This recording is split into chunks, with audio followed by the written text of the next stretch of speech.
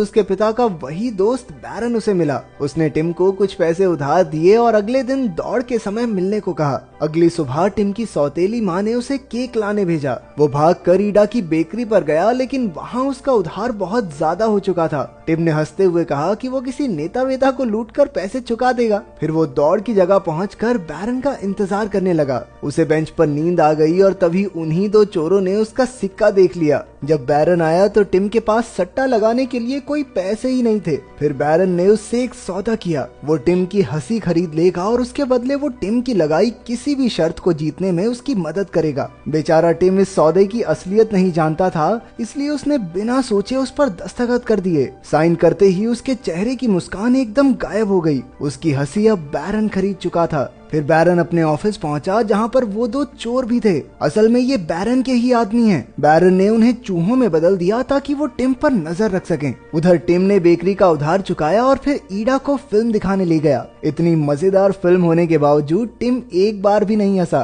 बाद में जब ईडा ने उससे पैसों के बारे में पूछा तो उसने जवाब दिया कि वो नेता को लूटकर पैसे ले आया है। उसका बिना हंसी का चेहरा देखकर ईडा इस बात को सच मान गई और वहाँ से भाग निकली। अबे भागो यहाँ से, तो लुटेरा है।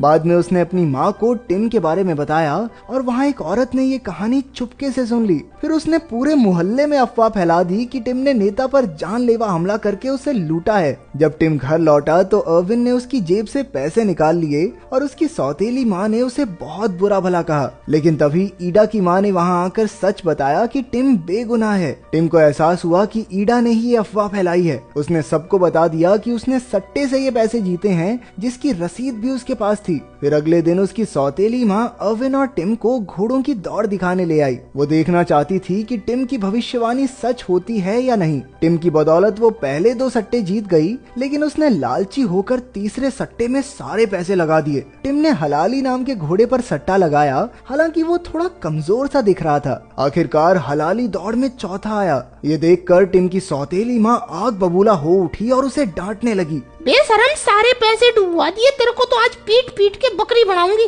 चल तू घर पे। लेकिन तभी ऐलान हुआ कि पहले 3 घोड़े दौड़ से बाहर हो गए हैं और हलाली ही असली विजेता है। अब उसकी माँ खुशी से झूम उठी और तुरंत जीत के पैसों पर झपटी। बेचारा टिम ग्रैंड होटल के बाहर खड़ा रहा। वहाँ उसकी मुलाकात कश्मीर नाम के बूढ़े आदमी से हुई, जो उस होटल में काम करता है। टिम ने उससे पूछा कि क्या वो काम के बदले इस होटल में रह सकता है। कश्मीर ने साफ इनकार करके उसे वापस घर लौट जाने को कहा। उसी वक्त टिम ने उससे शर्त लगाई कि उसे इस होटल में नौकरी जरूर मिलेगी। तभी होटल की मैनेजर युवॉन ने कश्मीर से कहा कि उसे लिफ्ट में सामान लाने ले जाने के लिए एक लड़के की जरूरत है। कश्मीर